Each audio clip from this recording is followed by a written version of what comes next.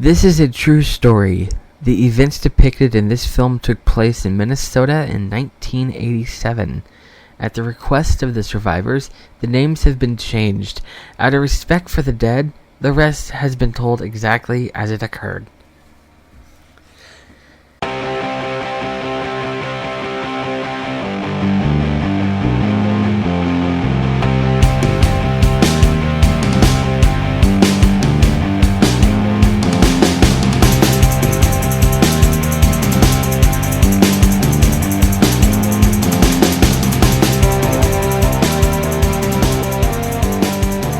Hello, welcome back to Casablanca. This episode, we're talking about the movie Fargo, which came out in 1996. Yeah, so it's a 1996 dark comedy film directed by Joel and Ethan Coen, otherwise known as the Coen Brothers. It stars Frances McDormand, William H. Macy, and Steve Buscemi. And it was based on a true story. Actually, no, it wasn't. The thing I read before the intro was actually it's featured in front of the movie, and so for the longest time, for many years until a few years ago, I honestly thought it was a true story. I thought these actually happened, and the funny thing is that what got me to realize it wasn't was the FX series, because I was like, so much happened in this Fargo place, because I know Fargo, Minnesota is a real place. So like I know this place is real, and then this movie happened saying it's a true story, and then the show comes out saying that throughout all these different decades all this stuff happened, and I'm like, so much happened in this small town. And then I looked into it, and that's when I realized, oh yeah, that's kind of the gimmick. And the Coen Brothers, their reasoning for putting that in front of the movie keeps changing. First, they were like, oh, it was inspired by part of a true story that we just embellished on. And then they kept changing it over time. And now they're basically admitting, like, I think, wait, what does it say? It said, in 2015, Joel Coen, he actually came out and said it was completely made up, and said, or as we like to say, the only thing true about it is that it's a story. So yeah, it's completely fictional, it's completely made up, never happened. But the way the movie is presented is very believable if they wanted to present it as a true story. If they had like never come out and said, oh, it never really happened, of course something like that, as popular as Fargo has become, they would have been asked questions about it forever. So yeah, but if it didn't get to that point and you just came across this movie and you didn't know anything about it, and you saw that thing at the beginning saying it's a true story out of respect for the survivors, you would think that this actually happened. And there is another movie I want to talk about that it actually is based on a true story. It's technically inspired by Fargo. There is a scene near the end of the movie where Steve Buscemi's character buries the money in the snow along a fence post, and it's just like a random thing. It's never addressed again. Like, the movie ends shortly afterwards. But there was a lady named Kumiko, and according to the Wikipedia, it says it's based on an urban legend, but it's one actually. I did research this because I saw the movie years ago. It's called Kumiko the Treasure Hunter. There is this lady in Tokyo named Takako Kanishi. Oh, there's a Wikipedia for her. There it is. Suicide of Takako Kanishi. And she died November 2001. So it is a true story, but they fictionalized it for the movie, because of course they did, instead of honoring the real person. Anyway, she saw the movie, believed it was a true story because, it says it's a true story, and she flies to America, goes to Minnesota, looks for that spot, trying to find the money. And, the Fargo theories surrounding Konishi's death resulted from a misunderstanding between Konishi and one of the Bismarck police officers with whom she had been speaking. The story was then misreported by the media, leading to the urban legend that she had come to the United States in search for the money in this film. In reality, Konishi had become depressed after losing her job at a Tokyo travel agency, which went bankrupt. Not only was she unable to find alternative employment, she also began consuming alcohol. It has been speculated that she came to Minneapolis because it was a place she had been previously visited with a former lover.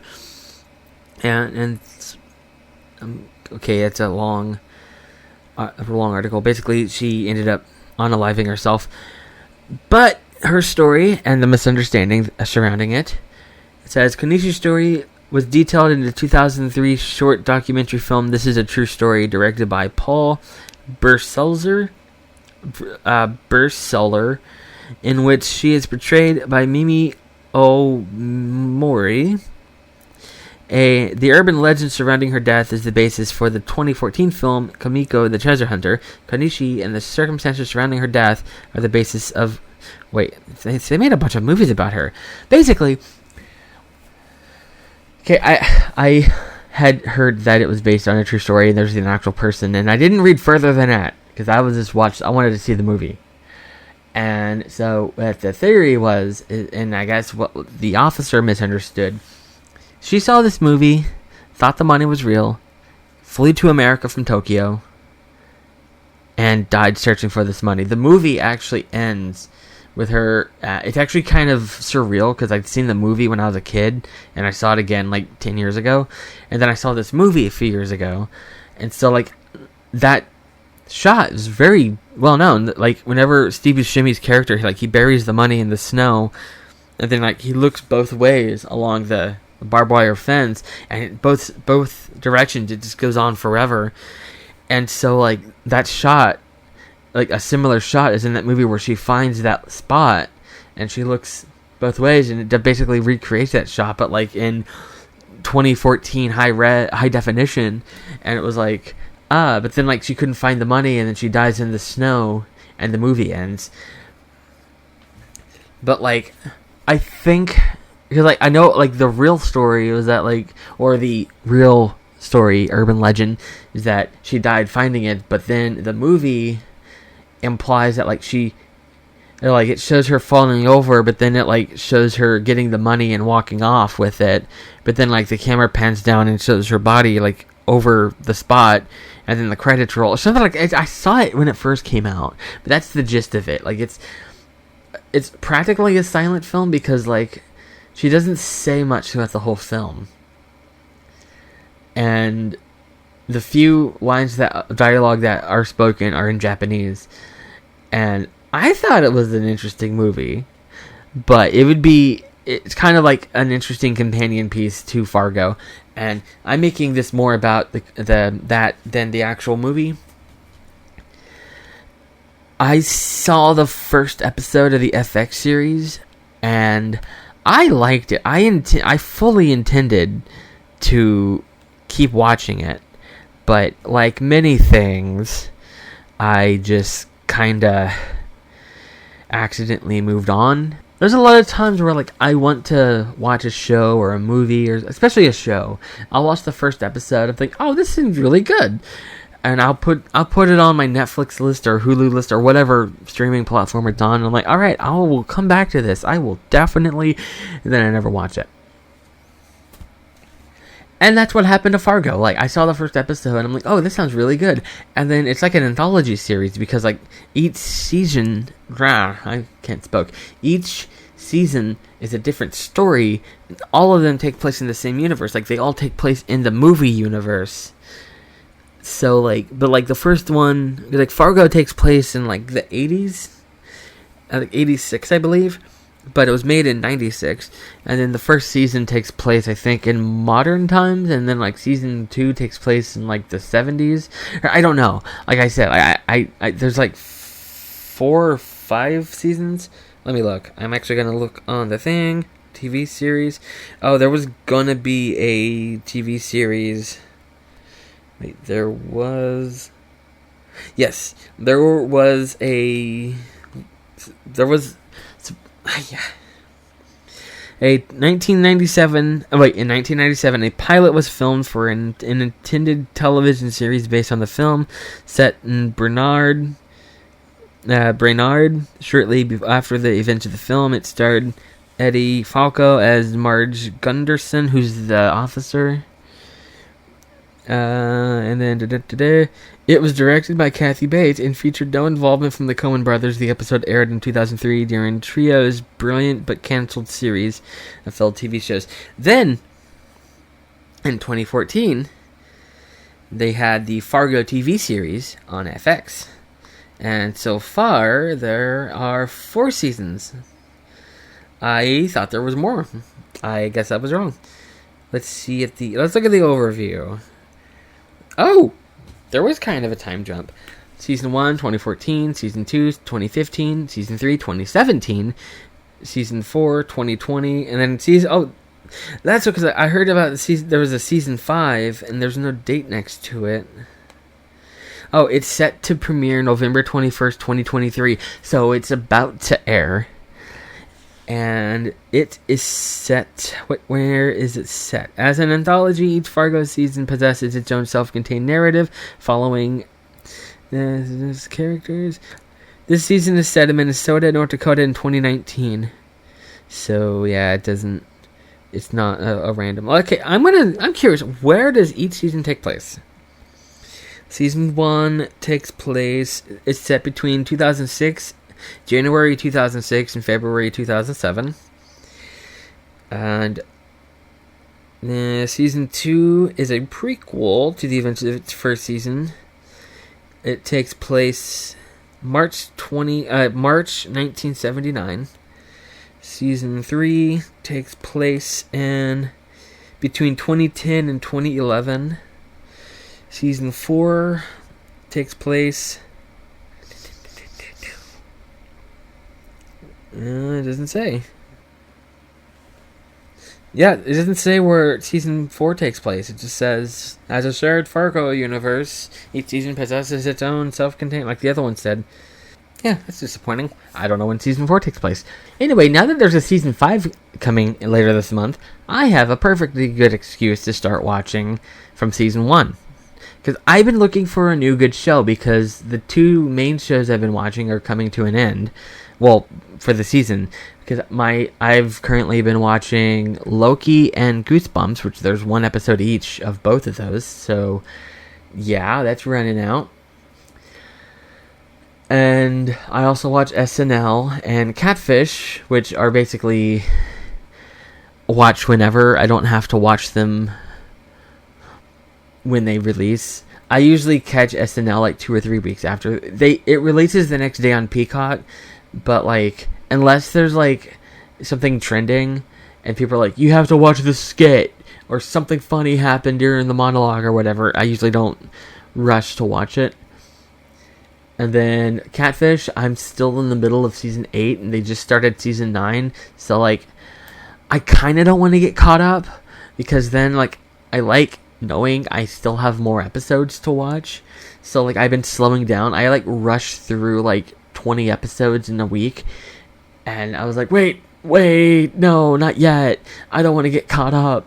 So, starting Fargo with season 5 coming up, that gets me something new to watch, and that's exciting. I like that.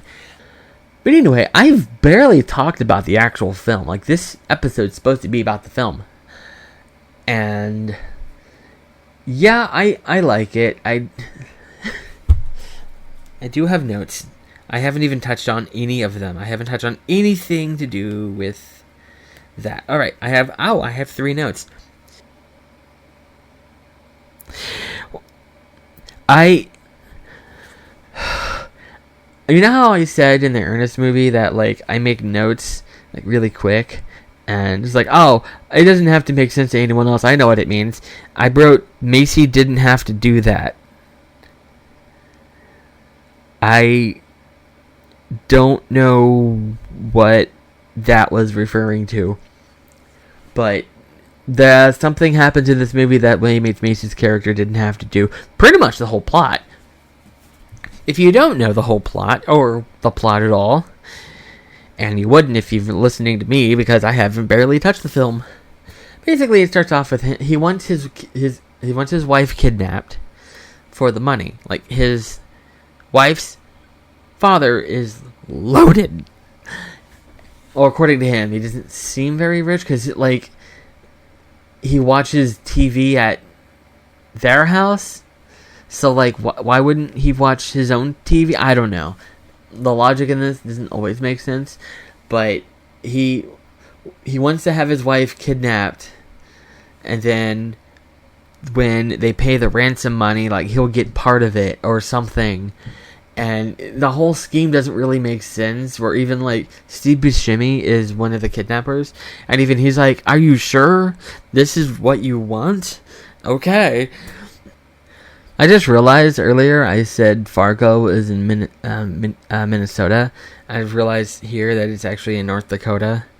So I see, I don't know what I'm talking about. I just proved it. Anyway, so as weird as it sounds, Steve Buscemi's character is the logical one, because he just wants to do a job. I mean, he's more like reined in, and then he's actually kind of a comical character. Like, he's talking, and whenever, like, it comes to, like, the violent stuff, he's just kind of like, oh, yeah, let's not do that. But his partner, his name is Gier Grumsrun, and played by Peter Stormare. I don't know this person. Yeah, Steve Buscemi's character's name is Carl Snowalter. Anyway, I'm going to say Steve Buscemi's partner. I'm just going to keep saying that. So, he is more of a professional hitman, because he's quiet for most of the movie. In fact, that's kind of an annoyance to Steve Buscemi's character, because he'll constantly be like, you barely say any word. I've been saying everything, and I have barely said 5 words out of you this entire trip. And at one point, his partner's basically like, I like silence.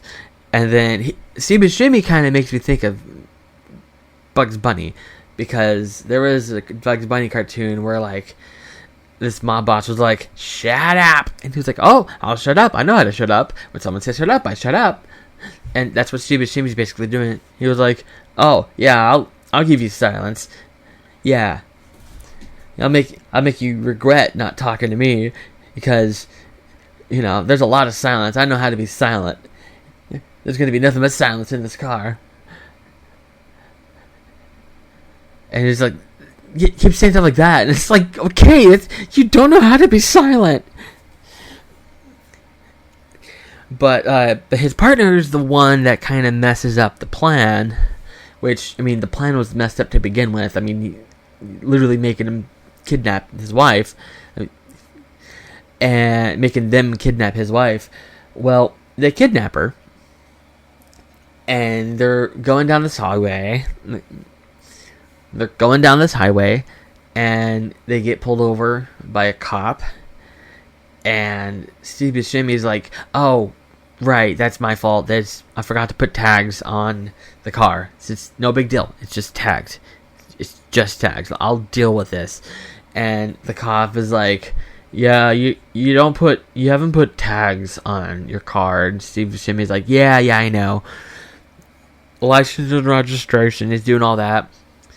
And then the cop, I guess he's starting to get a little suspicious, but instead of letting Steve Buscemi handle it, his partner takes a gun out of the glove compartment, shoots the cop in the head, and then another car passes by and sees everything, and he has to go chase them down and kill them, and now there's 3 people dead. It's like, oh, everything just got messed up. And Steve Buscemi's like, holy crap, this is not what I signed up for. And yeah, everything just goes downhill from there because, yeah, right before that happened, William East Macy's character was like, try to get a hold of them and be like, oh yeah, I actually don't need you to kidnap my wife anymore because things are good. And then like they weren't actually good because that other there's like another subplot going on with him trying to like get a piece of land for his father-in-law, and that didn't go through, and it's a little complicated. Like I didn't really understand what was going on with that. I don't know what their business was. Were they a law firm? Were they a real estate agency? I don't know. I'm sure if I look at the Wikipedia it'll say, but like it wasn't like a important detail really in the story. Like I think my main focus in the story was the two hitmen, because that's where the story was, and the story actually was with her, the officer Marge Gunderson, who is played by Frances McDormand. So she was really the main character, because like even though her character didn't show up for a little bit, just they kind of like delayed her intro into the movie, but she was one of the main cops. I don't know if she was like the sheriff, but like they like show that like, she was important. And her husband was played by John Carroll Lynch. He played a guy named Norm Gunderson, her husband. And so I watched this movie a few times over the years. Like I said, I saw it when I was a kid. I saw it like 10 years ago. And I didn't realize until this watch that he was Zodiac. Well, Lee Allen. It's Arthur Lee Allen! Those three names, it's just really confusing. But yeah, he played the main suspect for the Zodiac in the movie Zodiac. He also played one of the McDonald's brothers in The Founder, but that's a different story. Literally. And so, like, it was kind of funny because, like, the creepy Zodiac stare he gives in Zodiac, apparently that's just his stare, because like he's playing like a harmless character. He seems kind of so like he was like kind of freaking out about 3 cents. Well, he was like, no, he was excited about 3 cents. Like it was really low. I couldn't understand, but like he had like a stamp that it was like 3 cents, and his wife, the cop, was like, "Oh, Norm, I'm so proud of you." He's like, "Oh no, it was only 3 cents." Oh, but that's other people would want that. He seemed like a really lovable character. Like he wasn't in the movie long, but like he was really lovable. And I say that to say there's no reason for him to give the Zodiac stare, unless that's just his stare. Because he was staring into the camera, and it was the exact stare he gives in Zodiac when he's staring at the cops, or when he's staring at Jake Gyllenhaal at the end, whenever like he sees him in the store and they're just staring at each other. And I'm like, ugh, he wasn't doing a character, he was just playing himself. It really is not just an actor playing Zodiac. He ended up actually being Zodiac. Like, you would believe if he came and said, "Oh, John Carroll Lynch was the actual Zodiac," I would be like, I believe it. Doesn't check out because he was born 1963, which is after it happened. But I believe it if they were the Zodiac, because the stare is creepy. I don't know, just I'm so used to seeing it in that movie. I like seen it in Fargo. I mean, I had Fargo first, but like I didn't know it was him. If I had seen Fargo 100 million times and then seen Zodiac, I'd have been like, "Oh, he's such a lovable guy. You gotta love this guy. That humble, that purely innocent stare that he's giving the police officers there. It's not creepy." But then, like, the first time I saw it, I remember, like, the last shot of the film, it's them in bed, and then they're like, "Yep, 3 months left," or however many, and then it's, like, showing that, like, she's pregnant, like, very pregnant, and I'm like, oh, it's a plot twist. And so I always thought, oh, they just kind of like, she's doing all this stuff in the movie, and then it's like, oh, she's pregnant the whole time. And so it's like a plot twist. But then I'm watching it this time, and I realized that's not a plot twist. It's very obvious she's pregnant the whole movie. In fact, that's like half of her character. Like when you first meet her, she's like she's thinking she's getting morning sickness. She's at the scene of the murder, like the people that followed, that passed the murder, and then the Steve Buscemi's partner had to like turn and chase him down and kill them. She was at their crime scene, and she's like bending over, like, oh, morning sickness. Oh, okay, it passed. And so like, yeah, and then several times where she like draws attention to the fact that she's pregnant. So like, maybe as a kid I just wasn't very observant, which honestly that wouldn't surprise me. Anyway, yeah, like that. This movie, I always really liked it. When I saw it as a kid, like shortly after it came out, like I really liked it. And then, like, I had a greater appreciation for it this time, and I like it even more. And it is streaming on Max. That's where I saw it.